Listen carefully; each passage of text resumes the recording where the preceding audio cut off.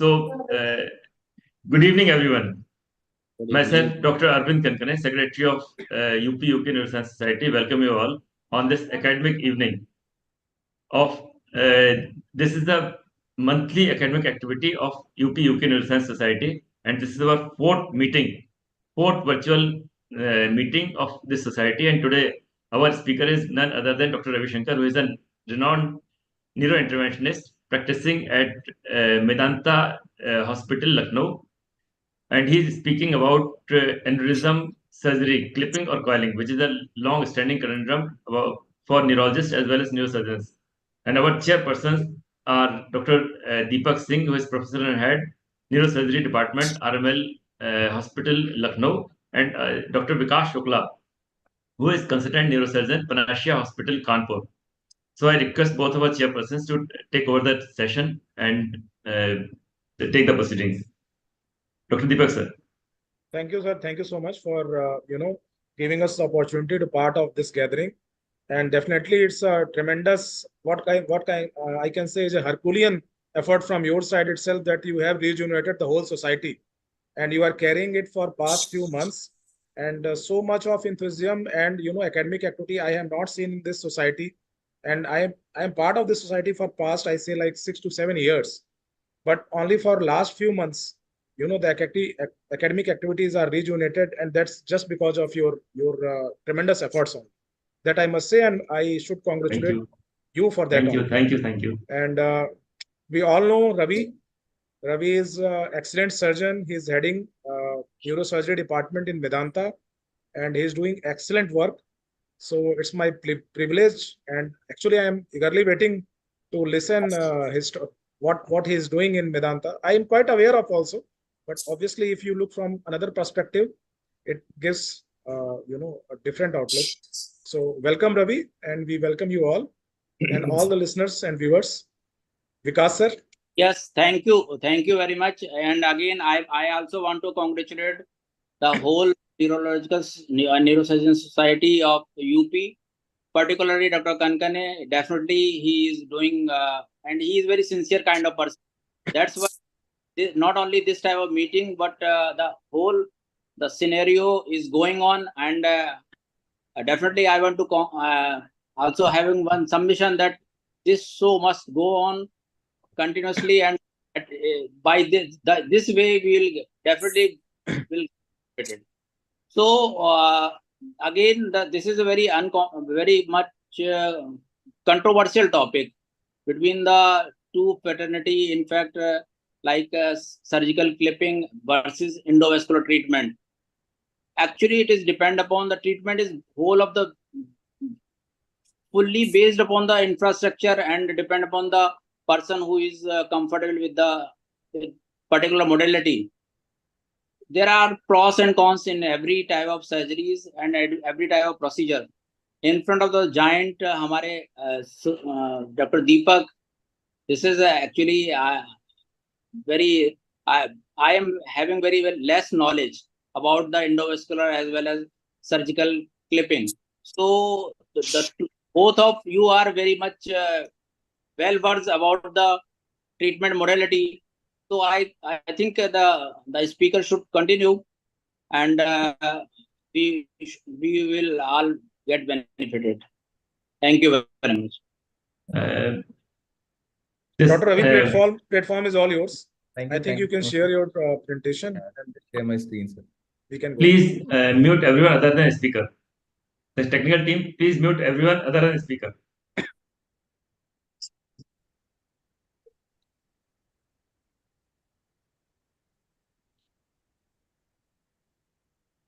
So good evening, everyone. So I thank UP UK Neurocon Society, especially Dr. Arvind, who invited me to give a talk on something which is very near and dear to my heart, that is aneurysms. How do we really should treat it, whether via clip or coil? And again, it's a very privileged kind of a thing for me also, that the two chairpersons that are moderating this session are something who are very important in my life. First, Dr. Vikas Shukla, who was one of my first teachers who kind of paved my way into neurosurgery. And Then is Dr. Deepak, who is a kind of a mentor. Once I came to Lucknow, he was the kind of one of the persons that I really look up to for any advice, or you can really call as fatherly advice in neurosurgical fraternity. Not age-wise, he looks much younger to me. He must be younger than me also. But yeah, a kind of fatherly option if I require in neurosurgery, he's the someone that I really look to. I also thank all my seniors who have joined for this talk and my fellow colleagues. So the rest of the slides that I will be presenting is not a very kind of, it will not be an overbearing thought that you have to either clip or coil. It is something that it is a kind of, you are right across the seaside, and this will be a, a light that I will be throwing on how you really should treat aneurysms. So said so, this is not to prove a superiority of one treatment of over other.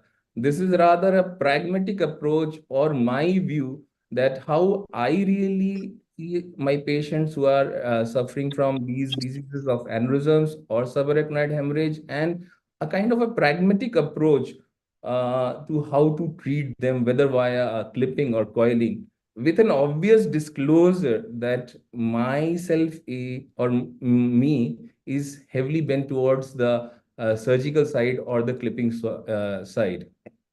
And this is because for the fact that I was taught by my mentors who were very much into open cerebrovascular surgical part of it. And the talk that I'll be giving will be heavily influenced by one of my mentors, Professor Juha Hannesniemi from Finland, who passed away last year.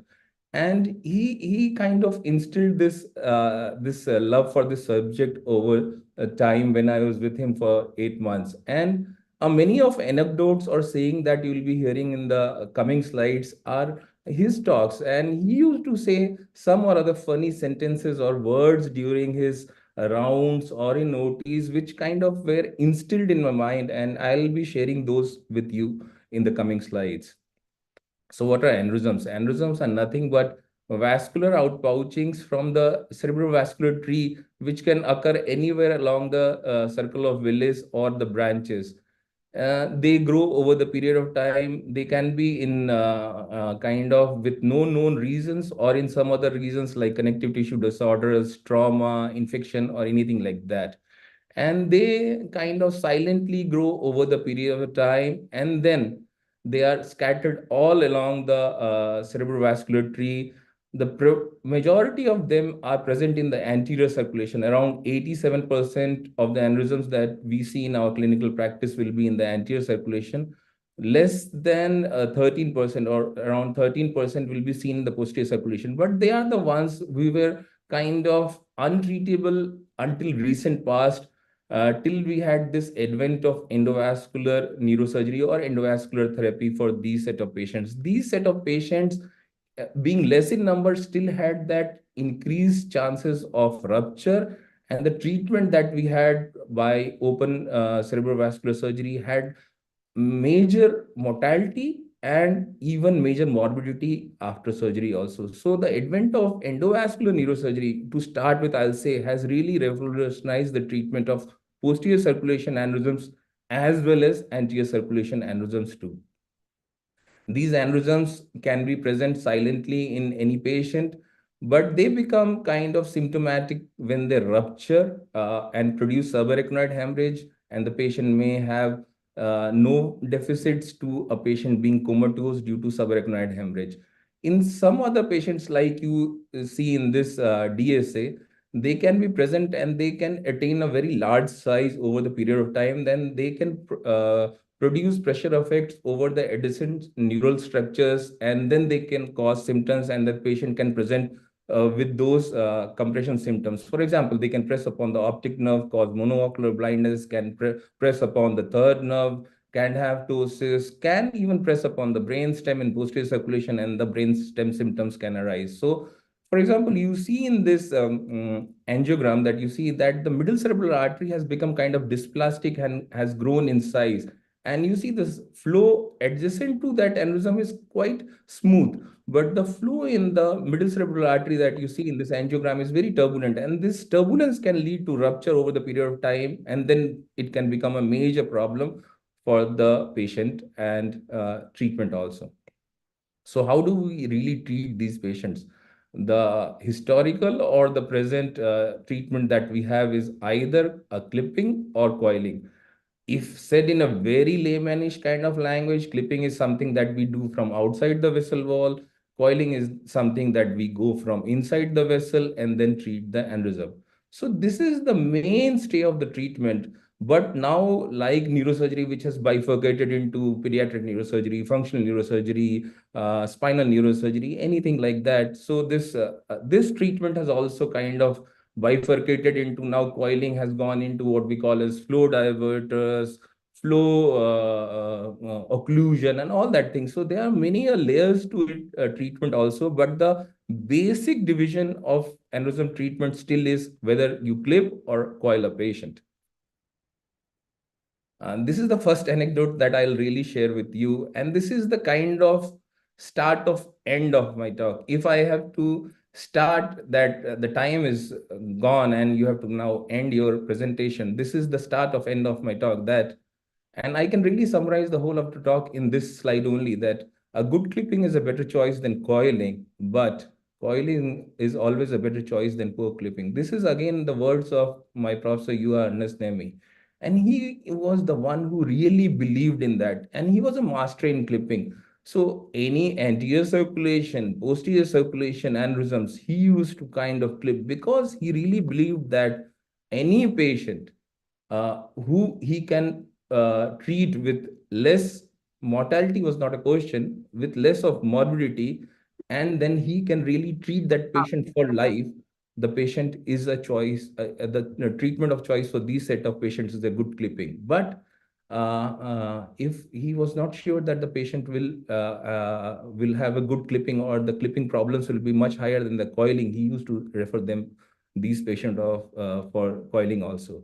And kind of a very trivia is that the sister of the one who discovered coil, Guglielmi, was sent to Professor Yuha Harnesnemi for clipping, because profs. So these masters are really one who don't take ego in their art, and then they will send their patients, their family members, to whatever the best is for the patient. All is. And this is that something that I really want to tell in my presentation also. So whatever treatment that we really prescribe for our patients should be the one which is best in our hands and is best for the patient also. So if my chairperson tell me, this is the point where I can really stop my talk, because the whole crux of my talk is that this line only. So if the treating doctor is sure and he believes that he can give the best of the treatment by either via clipping or coiling, then he should really go ahead with that. But the whole thing is that you have to be really sure that whatever you are telling for the patient is not something that you prescribe via your ego. Ego might be a wrong word also, but you really think that you can do good for him, but your results don't prove so. So you have to be very sure that whatever you are prescribing to the patient is something good for him.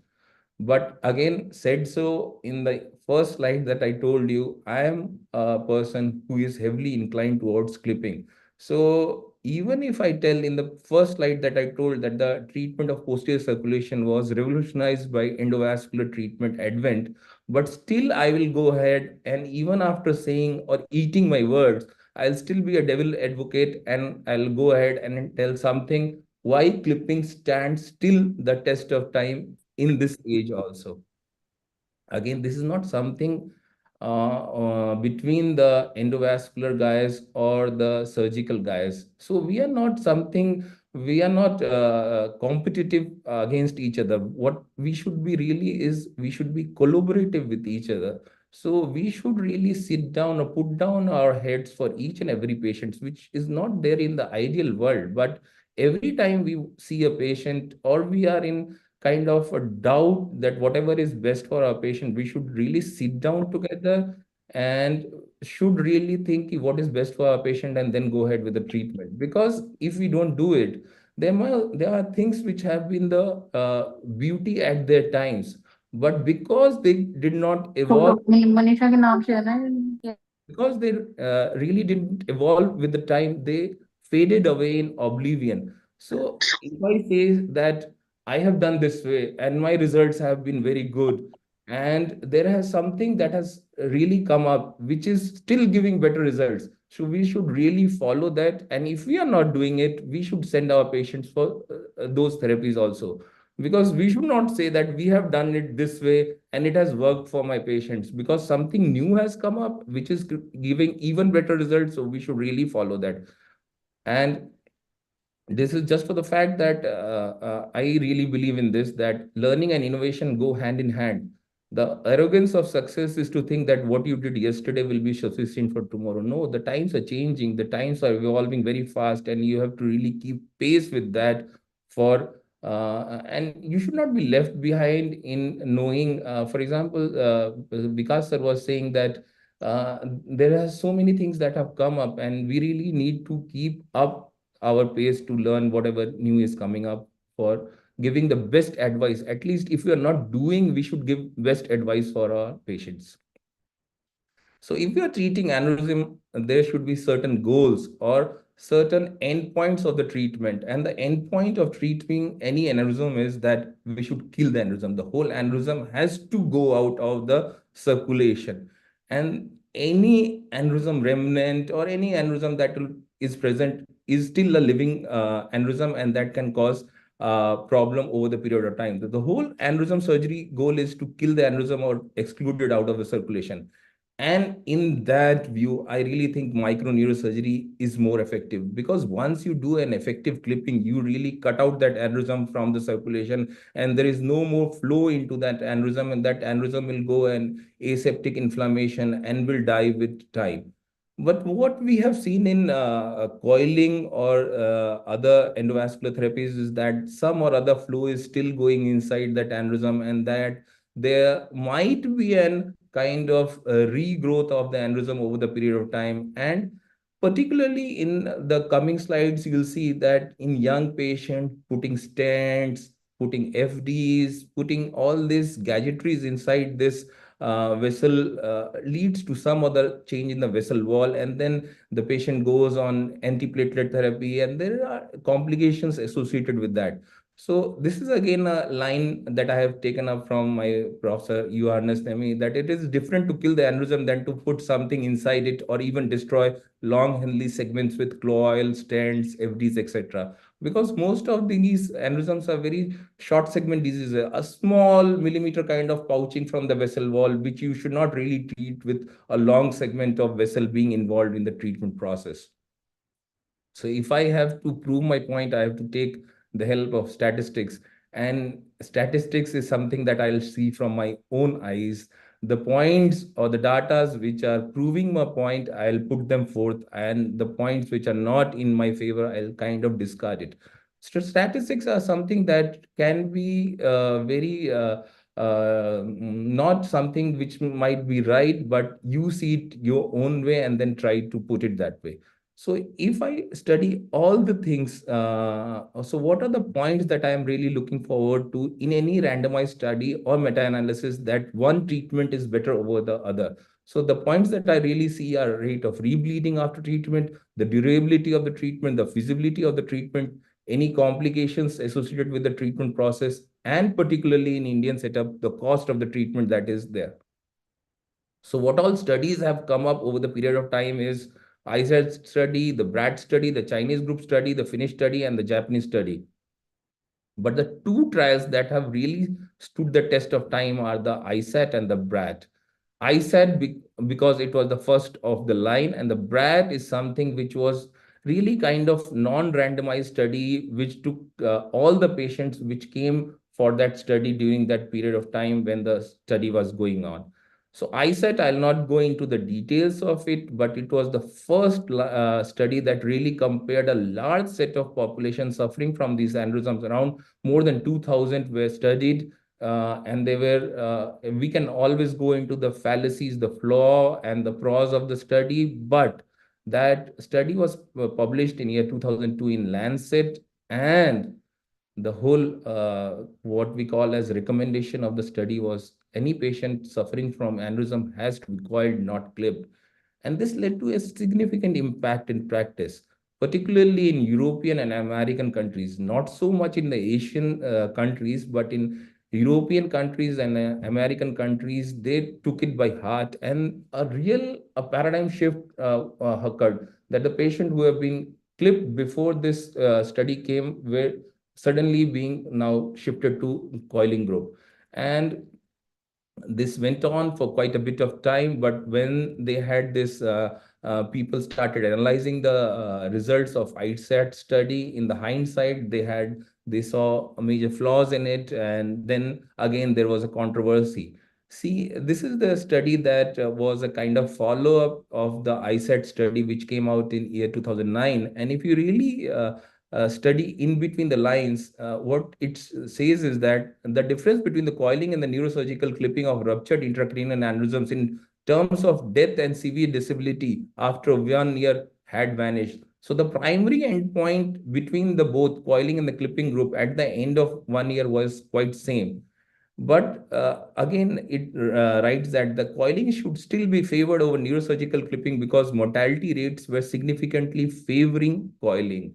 And the last line in this, the result of it was that again, like the presentation we are doing in year 2024, again in year 2009, he writes that, therefore, for every clinical practice and decision making, coiling and clipping are to be considered equivalent in the long term. And you really have to kind of see what suits best in your hand for the best of your patients, and then decide accordingly what is best treatment for those set of patients. The second trial, the second major study is the BRAD study, which came out in year 2012.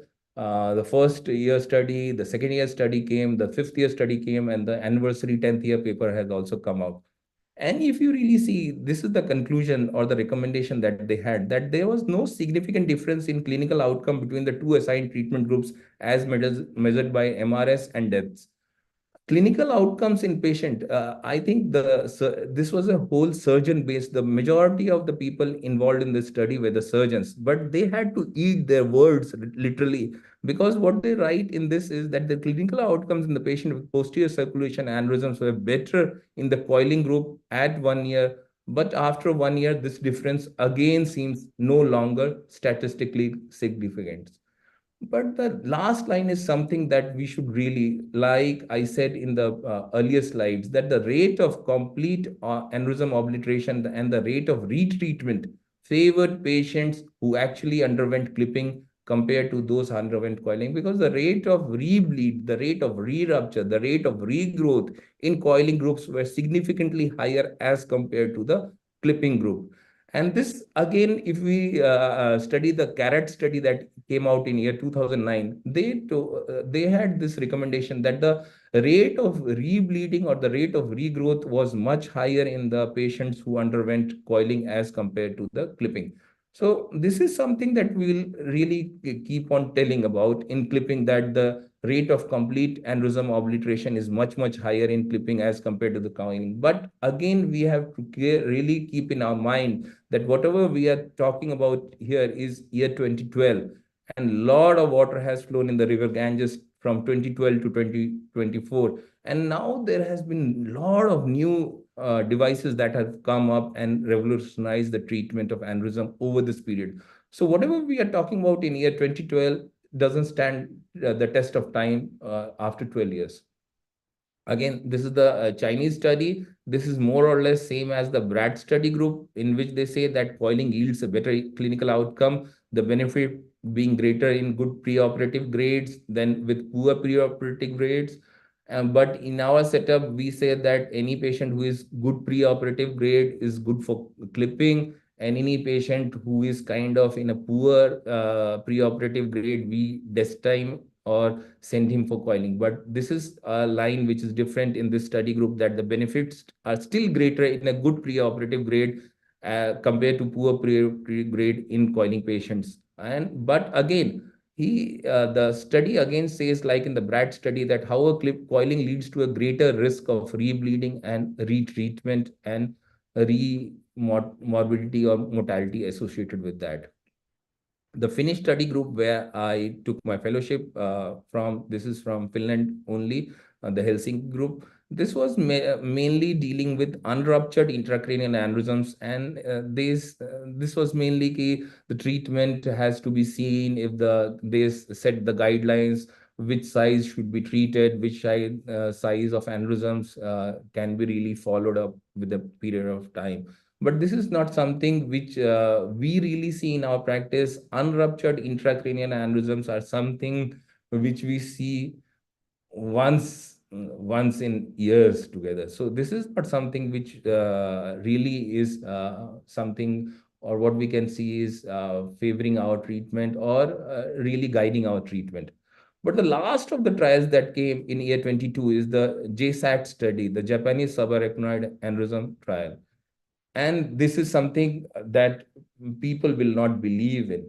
So what they said, that any aneurysm patient who is to be treated after rupture, the first line therapy is still clipping for them, still clipping for them. And this is not something that you can really take at face value. I have seen people in Japan. I was there in Japan for my fellowship, and I have seen every patient of subarachnoid hemorrhage is to be first kind of thought to be a patient fit for clipping. They believed in that, but this is not something that we can really believe in. But this is true. Whatever they have written over here is something that I have really seen to be the truth. In real world subarachnoid hemorrhage management, surgical clipping remains the first line of therapy. The present study reveals that clinical outcomes were not influenced by treatment modality, and that the initial neurological condition is the major factor, the Hunt and Hess grade, that affects clinical outcome after subarachnoid hemorrhage. It was not possible to identify. So this is something that we should really take it from here, that it was not possible to identify either of the treatment methods to be significantly better between the two groups because of the complexity of factors involved in the choice of treatment methods. So you have to really individualize clipping and coiling. So you can't really say one set of patients, you can really say the coiling is better for this patient or clipping is better for the patient. It has to be individualized because both are kind of, you're comparing apple and oranges and they can't be compared together. Appropriate consideration of the treatment methods available at each institution, and I'll say for each doctor also, and for each individual patient. So they have written each institution, which I think they mean as doctors. So for each doctor and for each individual patients contributed to the stabilization of the treatment results. So for every doctor and for every patient, the treatment has to be kind of individualized and then has to be given the choice what is better for that subset of patients. The initial disclaimer was that I am a surgeon and I'll favor clipping, but I will eat my words by this editorial. This editorial says that, for example, we as surgeons tell our results are as good as clipping, guys. Now we are on a back foot, and then we try to tell our patients ki if we really believe that clipping is good for them, we try to tell them that नहीं हम जो surgery करेंगे or whatever clipping we'll do will yield as good as results as coiling, हम भी उतना ही दिन stay रखेंगे, ये सब चीजें. And but if we are telling that clipping is as good as coiling, why would any person in this earth will tell कि अगर दोनों के results equal हैं, then you go ahead, open my skull, do something in my brain, retract the brain, cut across my brain, and then put a clip in that aneurysm. Because if both are results are same, anyone in this whole world will think जो भी least invasive है, what is least invasive for that patient should be treated. That's the way the treatment should go on. So he writes a very beautiful line that if you have a ruptured aneurysm treated with open craniotomy and clipping by arguably one of the best cerebrovascular surgeons in the country, that was in respect to the BRAD trial, if not the world, at a facility known for its surgical prowess, your best hopes at 10 years is that you'll have same chances of poor outcome as someone who had this aneurysm coiled with what is now 15 years old technology. In that, if that is the case, then why is this, in this day and age, would anyone choose to have their aneurysms clipped? Why would anyone want to have their heads opened up and have the aneurysm clipped? Nobody, anyone will, with even any IQ, will tell that a coiling is a better choice than a clipping. So we have to really step up our game of clipping if we really want to stay in the game. So this is kind of all the permutation and combination: small neck, broad neck, SH, positive, negative ICH. So what are the treatment that we can really tell for our patients with all the red areas, the equipoise areas, the green areas? So either it can be clip coil, stent coil, parent artery occlusion with bypass or flow diverter. So this is a kind of schematic for me that I really look into to tell what is best for my patient. But if I want to simplify it, so I really break down this thing into three: microsurgical aneurysms, equipoise, which can go either way, or endovascular aneurysms. So if you really see, I'll not go into the details of it, but there is a seesaw at the bottom of my presentation, and you see that the seesaw is always going towards the endovascular side. The whole treatment is now being shifted from clipping to coiling, and that's the reality. That's something that we should really accept. And I really believe in this age, in this treatment that we have available with us, more than 90% of aneurysms that we are really dealing after rupture can be effectively treated by endovascular ways. There are still 10% which will require clipping for any other reason, but the whole treatment is now being slowly, the treatment graph is shifting towards the endovascular group, and we have to really accept that fact.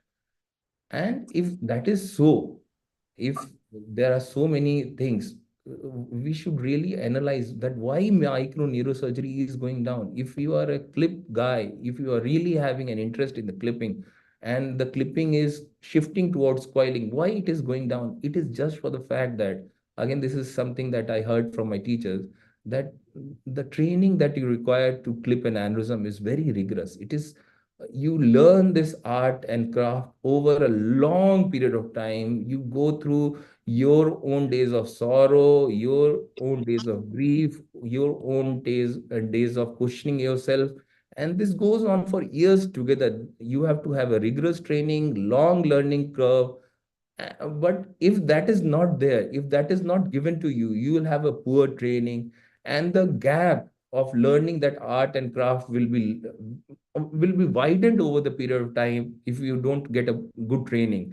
And this will lead to lack of skills. You'll not know what is a skill set that you require to really clip an aneurysm. And if that is not there, and God forbid, if someday you go ahead and think that you can really clip an aneurysm, and you face an intraoperative rupture during clipping, you'll feel like this. Everyone will look down upon you. You'll feel the whole sweeper, the GDAs, the doctor, the anesthetist, your fellow neurosurgeons are looking down upon you. And that is something, side that will really pull you down. And this really instills that sense of fear, and that nobody wants to really now go ahead and do this surgery anymore. So nobody wants to be in that frame of mind, or in that state of mind, or in that period of time. And this fear and love of comfort, that we really don't want to do this set of patients. We really are not doing these surgeries anymore in institutions, in public sector or private sector. And hence these set of patients are being now shifted to, even if the patient does require a clipping because of any other reasons, these patients are not being operated upon and then are being shifted to endovascular therapies. Because clipping is the end of surgical training. Whenever you have attained the first step of neurosurgery. Then you go into micro neurosurgery, and at the end, or what is the pinnacle of micro neurosurgical training, is the clipping process. But coiling is something, the day you go into an cath lab or neuro lab, you'll start doing. If not, you start doing coiling, you will start doing deploying that catheters, going till aneurysms, and the obvious second step will be coiling. So at at one end is clipping, which is the end of surgical training, and at the other end is coiling, which is kind of the beginning of endovascular training. So these are two skill sets that are not kind of matching each other. So if you want to really learn this art and craft of clipping, you have to have patience of it's like a sloth. You have to wait, learn, and then practice that art and do it for yourself. Again, these are words of, there are many lines that I really picked up from Johannes Demi. And this is a line that he used to really say in our ORs, that quite frankly, if open cerebrovascular surgery wants to survive, it has to be good and efficient. Do you really want it to be good or efficient? No, it has to be both good and efficient at the same time. Because in the OR, one has to walk the walk, not talk the talk or talk the walk. You can't say कि मैं तो बहुत अच्छे surgery कर लेता हूँ, I can do this. You can, because if you, God forbid, you go ahead and start doing the surgery and you have a complication, intra-op rupture, it is catastrophic. So if you are telling that you can do these surgeries, you have to really do that, not talk. You have to walk the walk. These are the sum of surgeries. These are last few, I can say, if not weeks, last few 1-2 month surgeries. This is an ACOM being clipped. This is ICA PCOM, again an ACOM that are being clipped. So you have to really learn, be patient with your surgical skills. You have to really hone your skills over the period of time, because complications can arise during these surgeries, and you have to be ready to tackle them with best of your abilities and capabilities. You can have poor outcomes still at whatever best you do. You can still have poor outcomes, but you have to again stand up, and have that courage instilled again back in you, that yeah, I can do it better next time. Learn from your mistakes and then go ahead. And this is one thing why I really believe in that, because if you really see this is something that we as a clipping guys only can do. Intra rupture is still a very dreaded complication for endovascular people, people who are doing endovascular therapies. When I was doing my residency, I trained from a center which was kind of pioneers in endovascular treatment for these treatment from GV Pant. And I think if AK Singh sir is there, he was the one who was much ahead of his times. And I hear only his stories that he started doing DSA in simple CR machines. And still, while we were doing our residencies, the coiling was done on CR machine. They used to get heated up during surgeries. But intra-op rupture, our teacher used to tell, just go ahead, start deploying coils, just put coil. But if you are doing an clipping, and this is, you have an intra-op rupture, you can really go ahead, repair. If not repair, you can really put clips on that, and you can really tamponade. You can really see it on yourself, and then can control that bleeding, and then can lead to a better outcomes. For example, this was an MCA aneurysm. The stem of MCA was having an aneurysm, and the MCA bifurcation was having an aneurysm. And while dealing with that, we had a rupture, and then it was kind of sewed upon, and then the aneurysm was clipped upon. This is the beauty of clipping, that you can really tackle that problem, whatever arises during surgery, and then can go ahead and do best for your patients. But whatever we are not doing, for whatever problems we have faced, this has led to this paradigm shift that in yesteryears, it was, the saying was that if you can't clip a aneurysm, then go ahead and coil it. Now the sentence has changed to that if you can't really coil the patients, then clip the patient. And this is where the problem lies. For example, if you're not doing simple clipping surgeries, And God forbid, IR or endovascular guy says that this patient can't be coiled.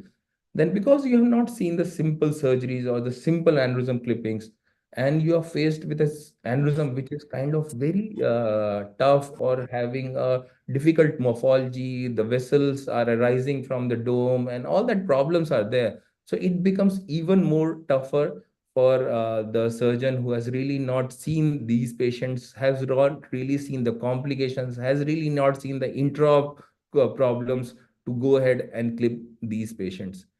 And this all instills that feeling that are we the last of dinosaurs who are treating these problems with clipping? As like the dinosaurs who roamed the face of Earth, like the kings, and then a meteor struck and they were wiped from the face of Earth. This all thing of the advent of endovascular neurosurgery and the feeling of surgeons that doing a clip surgery is not good for their practice anymore. So this art of doing a clipping will slowly wane away, and then whatever clipping, whatever patient will require a clipping also in coming future will be kind of said ki whatever endovascular can do, they should go ahead and do that, because clipping is not something that anyone has seen, and then they will kind of hesitate from doing these surgeries. So I think the clipping surgeries or open cerebrovascular surgery is a dying art, like I can say cardiac surgery or something like that, and they are becoming less and less to be seen with the period of time. One thing that has really come up, and this was during my residency also, I was trained in center which was doing both the surgical procedures, the open cerebrovascular neurosurgery and the endovascular surgery also. And now we have put a name tag to it of hybrid neurosurgeons also. So hybrid neurosurgeons are one who are dealing in both the arts by themselves, and the plus of it are because they know both the arts, they can really choose what is best for the patients. But to my belief is that this is an utopian dream. This is a dream that we can't really achieve, because I think I see it this way, that do we really want to be jack of all trades or master of one? So you have to really decide. I think this is an never-ending question, that surgeons should be only surgeons and they should leave the art to intervention. Either being a neurosurgeon who is just dedicating himself to endovascular, or a radiologist, or for the fact that neurologists who have trained in intervention. So this is a question that I can't really answer, that you should be a hybrid neurosurgeon or doing one or other form of treatment only, because this is something I really believe in. This is said by Hippocrates thousands of years ago, that our life is very short. We practice this art of medicine for, say, 30 years, 40 years, something like that. So in this short professional life, we have to learn that art, the art of medicine, which has come for thousands and thousands of years. So in this short professional life, we have to learn that art which has been there for so long. And particularly, I think this is something so beautiful in this age, that opportunities are fleeting. You don't have many opportunities to learn that art. Experiments dangerous in this age of Consumer Protection Act and criminal negligence, civil suits being laid upon you, Consumer Protection Act. Experiments are dangerous on any patient. And then if you can't really have your own pluses and minuses, judgments become difficult. What is best for your, and then you really can't do experiments on your patient, and you have to really know what is best in your hands to do that. So I think you have to be really a master of one rather than jack of all trades in this age. Because if you want to attain a technical mastery, I started my first clipping was in year 2013. I started my residency in 2008, passed out in 2011. For 2 years I learned this art from one more master, Dr. Mishra. And then in year 2013 I clipped my first aneurysm. But in the yesteryears, in the years right from 2008 to 2013, I had this curiosity about what disease I am really tackling in. What is subarachnoid hemorrhage? What is aneurysm? What kind of things these lead to? All that curiosity led to this discipline in me. Ki I should, whenever a patient of subarachnoid hemorrhage is coming, I should kind of lay him in rest. It should be a very peaceful environment. From small things like he should be in a dark kind of a room, very kind of in an environment which is not kind of bothering him. Small, simple things like to then what investigation he needs, how much fluid he needs. This instilled this discipline, proficiency, excellence, and this evolution part is still continuing on. So this is how you really progress over a period of time to attain a technical mastery. Because if you want to have technical mastery in anything, you need to have passion, focus, dedication, and humility, because you can have poor, good, bad outcomes with any patient that you're dealing. So all these things lead combined together in one can lead to him or her becoming a master of that subject.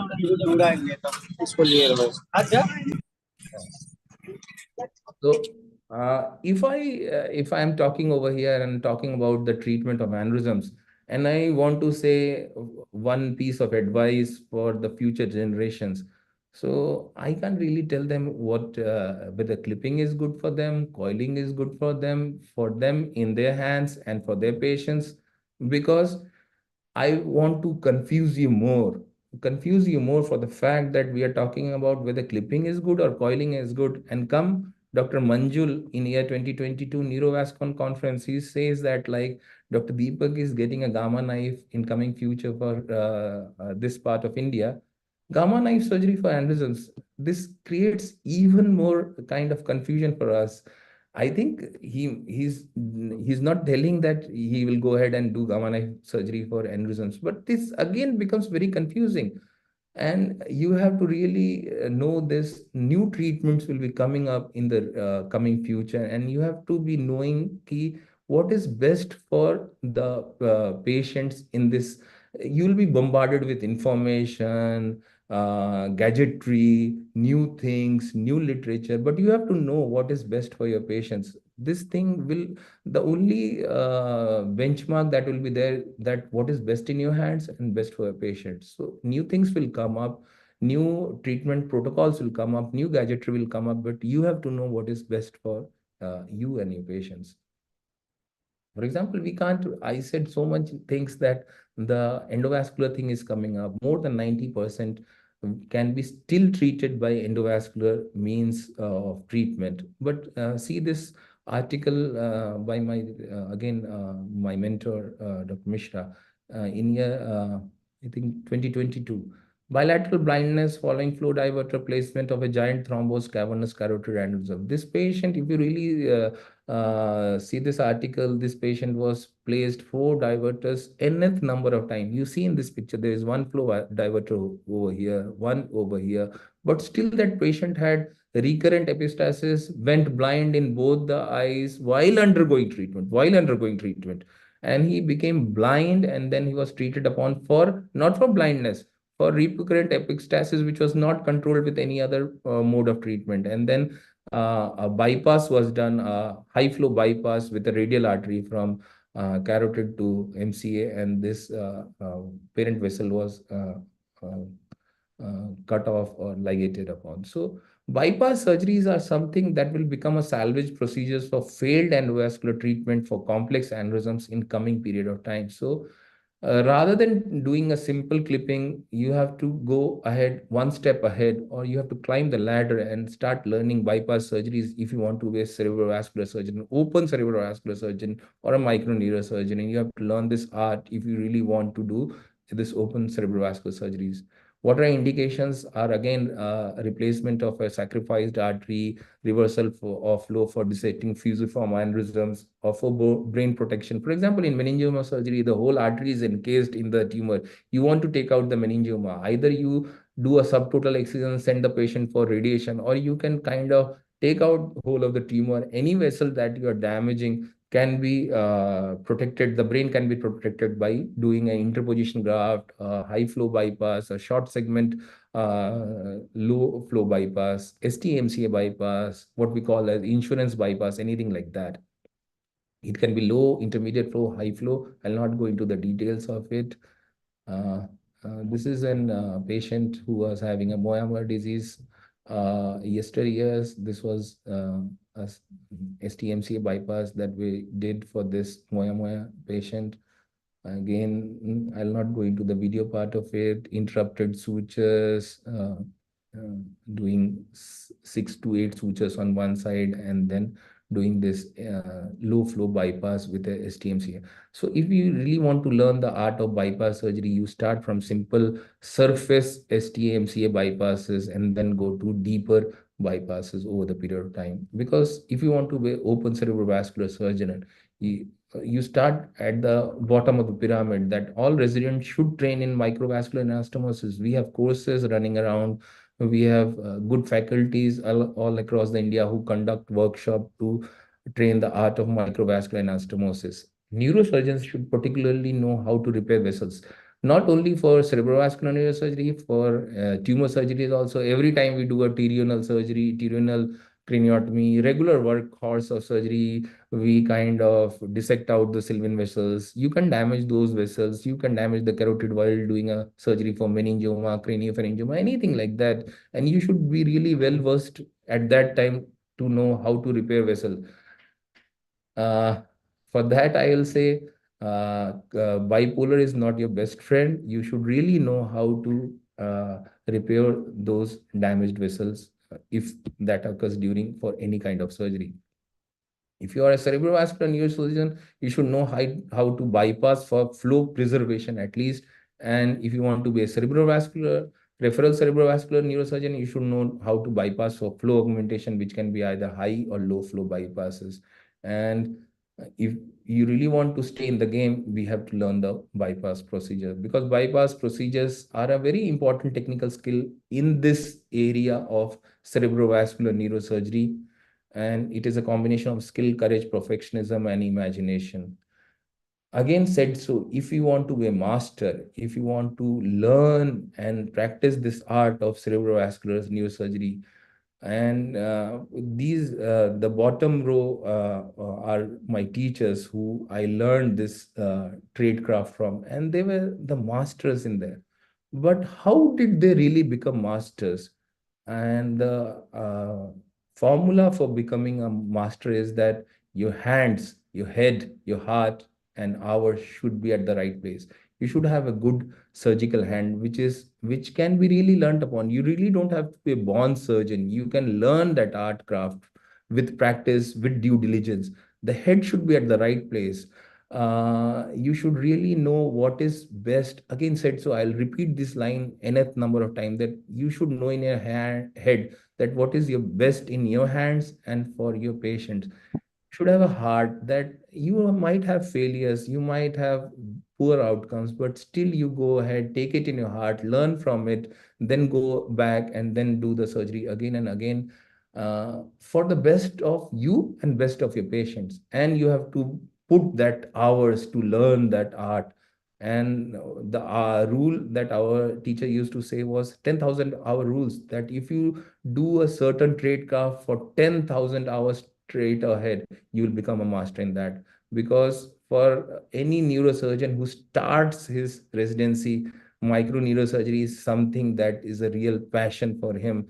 But with time, with not getting enough exposure, or this thing, that interest wanes away with time. But I think this is that something that we live for. So if we really break down, if I want to put an end to my talk, is that surgical options are clipping or coiling, and the things are that the aneurysm neck is wide and the width is not much, and there is a chance that the coils will fall down. You have to go ahead and clip the patient, and if the neck is small and the width is high, then you can coil the patients. Aneurysm locations, any anterior circulation or middle cerebral artery which is easily accessible can be clipped upon. Posterior circulations are inaccessible, they have to be coiled upon. Patient age, any patient who is less than 60 years. This is a video that I've taken, but for me, the age criteria that I really follow is a 40-year. Any patient less than 40 years, for the rate, for his recurrence with a coiling, I really tell that any patient less than 40 years should be clipped upon, and any patients more than 40, the choice is between clipping and coiling. The chances of repeat treatment still in this age is to the tune of 7 to 10% in coiling group and less than 1% in clipping group. We are from UP, UK Neurocon, Uttar Pradesh. So our slang is BC for any baatcheet that we are doing. So if I have to really do the B of C, that is, what are the B's of clipping for me is that any person below 40 years of age, any patient having a bad neurological status due to hematoma, hydrocephalus, interventricular hemorrhage, or mass effect, any patient having an aneurysm which the branches are coming out of fundus below 2 mm of size, what we call as blister aneurysms, any aneurysm beyond 20 mm in the MCA or supraclinoid ICA, bad appeals, bailout, or that is failed endovascular treatment or recanalization post endovascular treatment, any patient having a need for bypass, any patient less than 40 years in which the endovascular people expect that a stent or a balloon will be needed because for the fact that these young patients will now be given antiplatelets 1 or 2 or something like that, and then that goes on for a very sustained period of time. Now we are decreasing from dual antiplatelets to single by 6 months or 1 year. Then they go on for these single antiplatelet for quite a bit of time. So young patients who require hardware, any patient who is in a place where the infrastructure is not conducive for coiling because the infrastructure is not there. In this age, we can't really go ahead and do these coilings on CM or something like that. And if the finances are not there with the patient is poor, and the hardware that is required is very much costing to the patient, then these are all the B's that I really think are conducive for patient to have a clipping procedure as compared to coiling. And this is something that we do intra-op, what we call as brain arrest, cardiac arrest during surgery, and then clip the patient. I think I'll ask the permission of chairpersons and moderator that I started on a very kind of humorous kind of a thing. If they will allow, I'll present the slide, which kind of. Ve por la paellera, venga, que la pude tarde, ya están aquí. Miren, bañador, la chancla, todo despeinado porque no me dio tiempo nada ponerme la chancla y el bañador. Voy a la playa, ya subió la marea.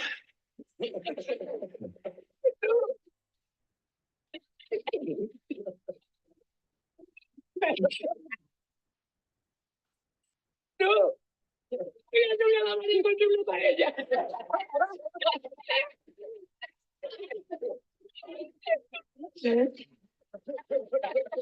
Y la encontré porque estaba la paellera agarrada entre las piedras de Chipiona, de Faro. Y cuando entro en el restaurante me ve el cocinero con una paellera y a veces la vende paellera.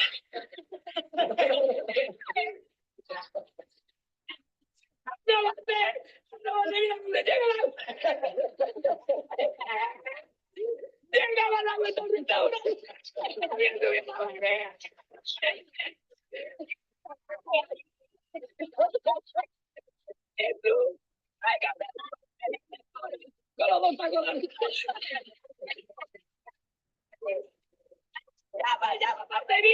Llama, Sevilla, que traigo.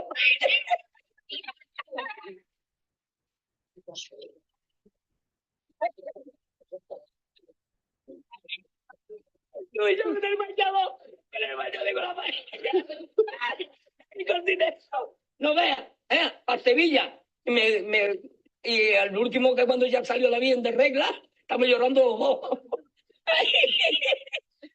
Me cobró el tío la...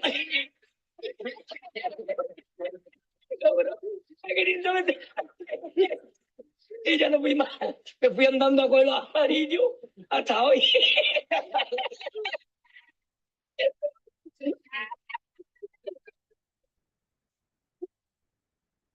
I think again this might be humorous to start with, but it again kind of reiterates the fact that whatever procedure that we really choose, either clipping or coiling, is not competitive but rather collaborative with each other, and we really have to know again what is best for our patients, because this thing will stand the test of time. Is that change is progress. We have to really adapt ourselves to the progress that we are seeing day in and around us, and change with that, because progress is change. Because if we want to progress, we have to change ourselves. The chairpersons are there, the jury is still out, the answers to what is best is still not obvious, at least to me. The jury is still out, the debate is still there, that what is best for aneurysm treatment in this era, whether it is clipping or coiling. I leave that to chairpersons. Thank you very much.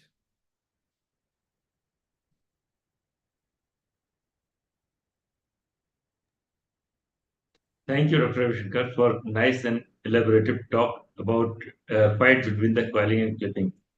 So the session is now open for discussion.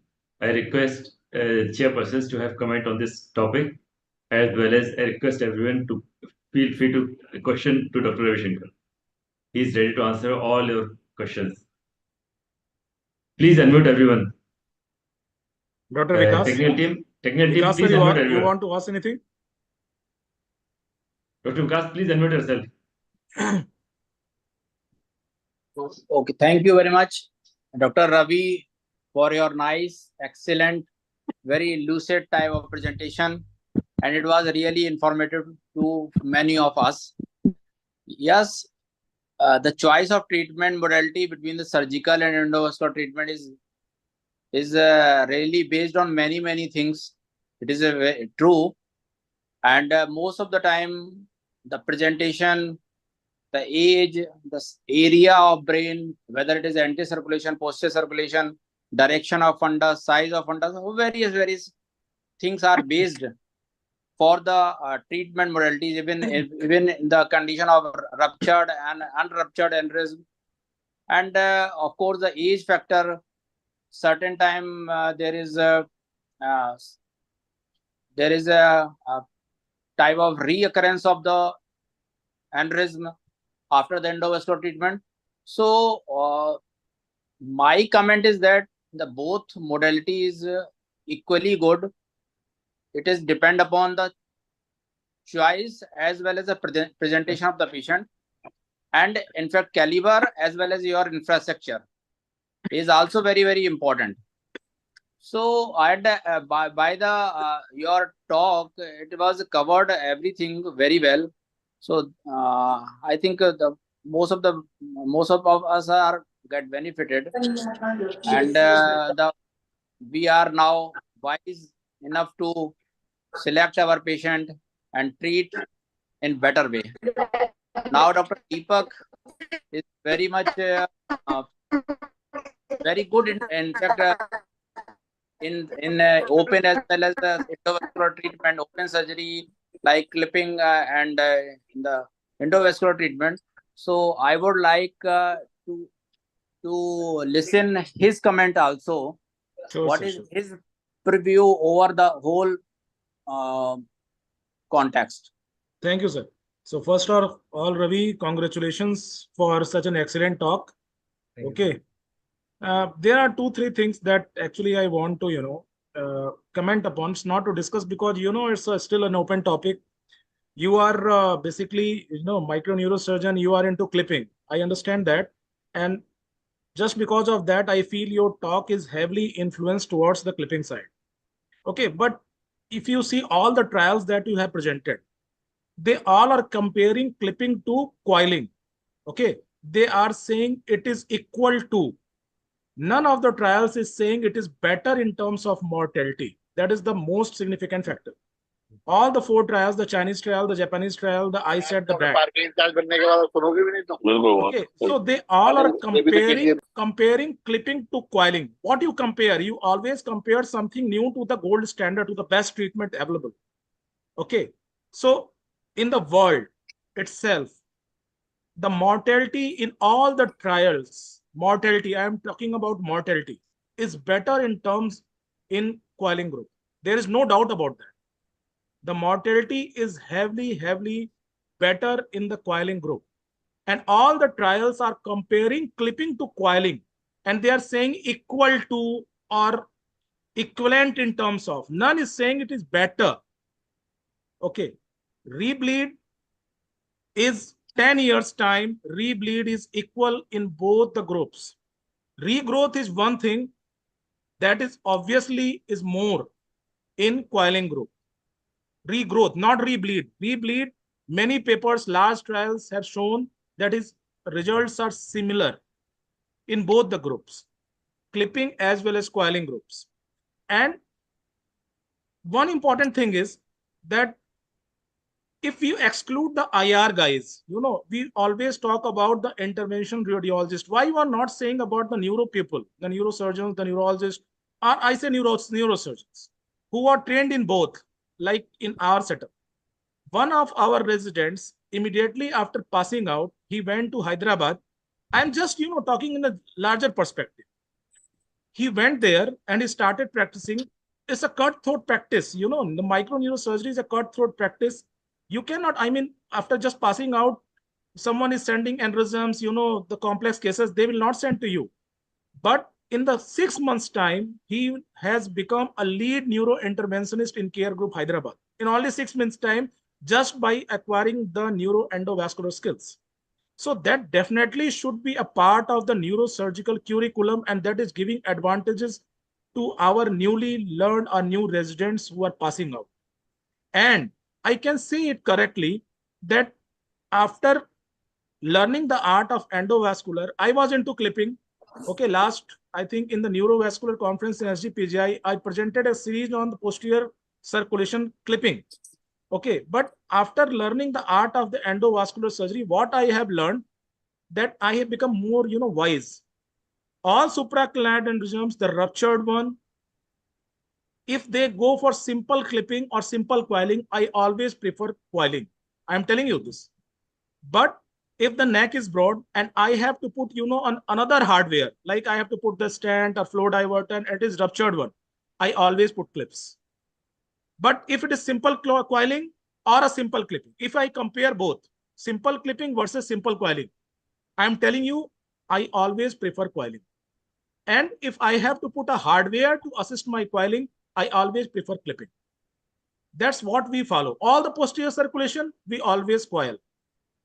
And we, for last 6 years, after doing so many cases, we are doing, I'm telling you, like 10 to 15 cases a month, getting referrals from all across the state. The mortality, just because we have adopted the endovascular technique, mortality definitely has reduced a lot. The vasospasm definitely has reduced a lot. And that is one significant factor. And to all the new fellows who have joined here and the residents, I should tell they should learn microneurosurgery passionately as well as the endovascular with same passion. Because it is going to stay, it is going to progress, and it is the future thing. With the advent of more and more devices, you are saying, about the antiplatelets. You are well aware of that. You are trained in both. That the newer devices, the antiplatelet requirement is decreasing day by day, and very soon it is going to be, abolished from the system, the antiplatelet requirement also. We have so many devices nowadays.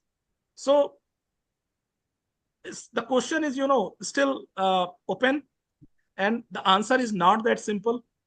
But again, I say you should practice on and refine this art of microneurosurgery. So when we get into a difficult situation, we can refer those patients to you. Thank you so much. I think, sir, yeah, you are I think one of the wisest guy, because you are kind of dealing the most of the cases, even simple and the complex ones, both ways. And I think you can really get the both the bird view of that. Uh, I still believe that more than 90%, it can go as high as 95%, 98%, numbers can vary, but more than 90%, I am sure, can be treated very good, effectively by endovascular means. That's for sure. And the numbers will go on and keep on going higher with time only. I still believe that if we really talk about morbidity, mortality, they are much less in coiling group as compared to the clipping group for every other reason that we can talk about. But this talk is just for the fact that we have to still keep on learning. And I really see a decline in numbers of the microneurosurgery 10 minute बात कर रहा हूँ in every ठीक है other institution that you will really see. You being a leader of one institution, you might be going to some other institutions and you might be seeing that the numbers are still going down, down, down every day. Some institutions are not doing this surgery anymore.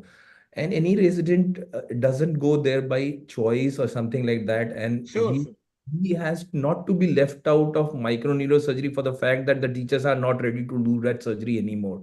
So that's their right to learn that art both ways, microneurosurgery and endovascular, and then has to kind of develop their own set of interest and go into that field. I think, and I am a strong, strong, strong proponent of the fact that every resident of neurosurgery, because if we leave out the procedures, these endovascular procedures, like our cardiac surgery predecessors did a few years ago, this art will go to cardiology. So if we are not doing this, radiology people are there to take that with both hands. And why not we? We were doing it surgical way, so why can't we do it the endovascular? Exactly. What I'm saying, Ravi, because we are the best judge of the situation. Sir. See, I was in the situations where I got the intra-op rupture while doing endovascular procedures. And just because I'm a neurosurgeon and I'm well trained in microsurgery also, I have actually taken control of that situations and bailed out the patients. That has happened with me many a times. I got an intra-op rupture, I shifted patient immediately on the same table. I opened the skin and clipped it. There are situations there where the coil was migrated. I opened the vessel, I put out the coils, and I have clipped the endosome. That has happened to me. And that's why I'm saying a neurosurgeon like you, if they are trained in both the specialties, they are the best judge of the situation. If a broad neck ACOM ruptured with intraventricular hemorrhage, having a chance of developing post-op hydrocephalus, if that goes to IR person, he definitely would put up a stand with dual antiplatelet and do coil. And you see, if these patients will develop hydrocephalus like 4 days later, what will happen? Patient is on antiplatelet, you need to put stent. So definitely a neurosurgeon who is well versed in both the techniques, he can take the best decision for the interest of the patients. So learning both arts is equally important. That's what I'm saying. And you are very, very true that microneurosurgery is the leading path. Endovascular, I mean, it starts with coiling. That's very true. One slide that you have shown is actually right. So good, very good presentation. I appreciate you for taking up such a difficult topic. So thank you. Any other question from our viewers? Well, Dr. P.K. Jha, sir. Yes, sir. yeah. Actually, one thing that we have to consider is the cost. This is very important because now the neurosurgery centers are opening in different remote locations, and the patients are poor who can hardly pay 2 lakhs rupees. And we have given survival to them even within that cost. And this kind of population is very, very large in India and only going to increase. So it is very important to train the young neurosurgeons who can carry on the art of microneurosurgery, because there will be very few centers. Maybe in Bihar, there is 1 or 2 centers for coiling. So what will happen to all those patients who have not much money and they need immediate clipping? So clipping has to be persisted in countries like us, and younger neurosurgeons must be trained, and this technique must be passed on to our younger generations. That's what I wanted to say. By the way, what is the minimum cost of coiling in such patients? Can you tell me? I think that Dr. Deepak will answer for the fact that it can vary into public and private sectors also. But But coil must be costing something. I think in our setup, in a private setup, in a simple aneurysm coiling, where they require 3 or 4 stents, that goes for 4-5 lakhs. I think So that. that's what. So I have operated patients in 1.5 lakhs whole cost in surgery. So that is very important for our country. That so the skill of microneurosurgery must go on. Maybe mortality may be more. But yes, sir. But big. I mean, the government has launched the Ayushman scheme for all the poor patients. In that, for endovascular treatment, they kept a very good sum, and most of the patients of Ayushman can get a very good endovascular treatment under Ayushman. Most of poor patients. And okay, that is true. But there are many less. The centers for coiling are very less. Yes, the yes. Number. That's another So, aspect. so I wanted to say the training for clipping must be given, and it should Exactly. in our country we should seriously think on this.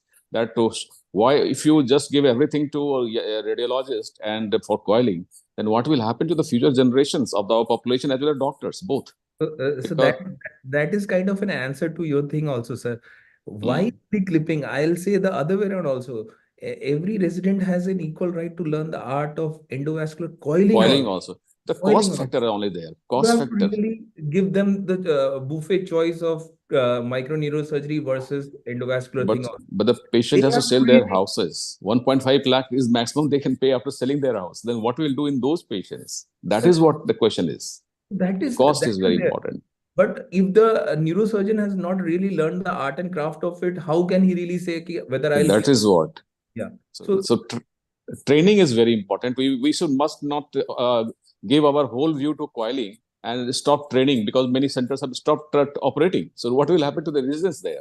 This is a very serious issue. You're right, That has to sir. be considered. Yeah. In UP, very few centers are doing coiling with this endovascular treatment. Yes, But in India we clipping have is to. available at everywhere. Or every Yes. neurosurgeon is doing clipping. Yes. And only So after clipping cases, really. they can learn and get ready for the bigger cases. So you have to learn in that also. So I I think think this fight will Very continue hard fact. between then clipping and coiling. sir, Fight will continue forever. I'll just say one thing. Then it's very funny state that the Yeah. neurosurgeons are not clipping also and neurosurgeons are not And doing not coiling also. So who is doing the cases? Then it becomes very problematic. That's what we have to see for the future. That is very pertinent question. Yes. So any other question from any other audience? So if there is no question, I should further go on. So I request Dr. Deepak Singh to do the honor of Dr. Ravi Shankar. Virtual honor. Please share the certificate. Technical team, please share the certificate of appreciation. So this is a virtual honor of Dr. Ravi Shankar for presenting such a nice and Yes, it's excellent presentation. Nice excellent presentation. Excellent. So we'll deliver a physical Ravi, it was very excellent. certificate of appreciation as well as plaque in the next physical conference. So this is just a virtual honor of yours. We'll do actual honor and physical conference. Thank you so much. Thank you very much, Dr. Ravi Shankar, for such a nice and illustrative talk. Ravi के पास आने का time नहीं होगा उसमें लेकिन नहीं बुला लेंगे इस बार हम लोग होम वाले हैं ना सर हम लोग होम है और मैं तो नहीं आपको तो बुला कभी भी लेंगे आने दे सकता आप ही हूँ से ऑनर कराएंगे Deepak ji So this is nice and elaborative talk about fight between the coiling and clipping. The debate is still remain as it is. So it will remain as it is. So I sincerely thanks to all participants or everyone who has joined in this virtual academic activity. And I also request all to please take part in this academic activity, and this activity should go on. This is reflecting the face of UP and UK Neuroscience Society. So thank you very much. Thank you all. Congratulations, sir. Thank you so much. Good night. Good night, everyone. For everyone. joining. Good night. Thank Good you. night. Good night, sir. Good night. Good night, everyone. Good night, everyone.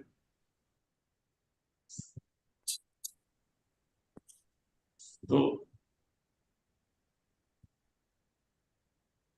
we will come again in next second Saturday with another topic. Thank you very much. Thank you all for joining with us. Good night, everyone. Thank you, Arvind. Good night. Thank you, sir. Thank you. Thank you, sir, for joining. हाँ बहुत बहुत बढ़िया अरे नहीं, भैया sir. सभी जगह